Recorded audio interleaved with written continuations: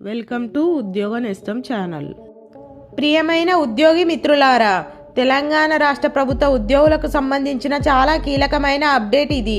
మీ జీతాలు, మీ పెన్షన్, మీ పెండింగ్ బకాయిలపై ఈ వీడియో పూర్తిగా ఉంటుంది. చివరి వరకు చూడండి.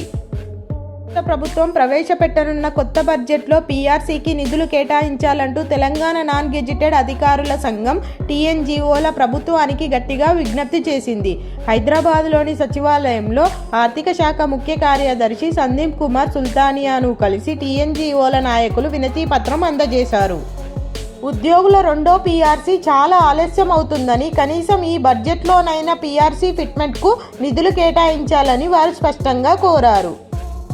అలాగే ఉద్యోగులకు సంబంధించి ఇప్పటికే పెండింగ్లో ఉన్న డిఏల విషయాన్ని కూడా ప్రస్తావించారు.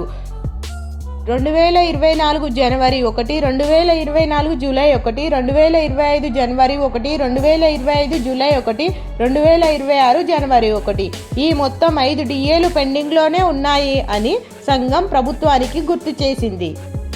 కాకుండా ఉద్యోగుల ఆరోగ్య పథకం, పెండింగ్ బిల్లులు, రిటైర్మెంట్ బెనిఫిట్స్కు కూడా బడ్జెట్లో నిధులు కేటాయించాలని కోరారు. అత్యంత కీలకంగా కాంట్రిబ్యూటరీ పెన్షన్ స్కీమ్ సిపిఎస్ను రద్దు చేసి పాత పెన్షన్ విధానం ఓపీఎస్ను పునరుద్ధరించాలి అని అసెంబ్లీ బడ్జెట్ సమావేశాల్లో తక్షణ నిర్ణయం తీసుకోవాలని డిమాండ్ చేశారు.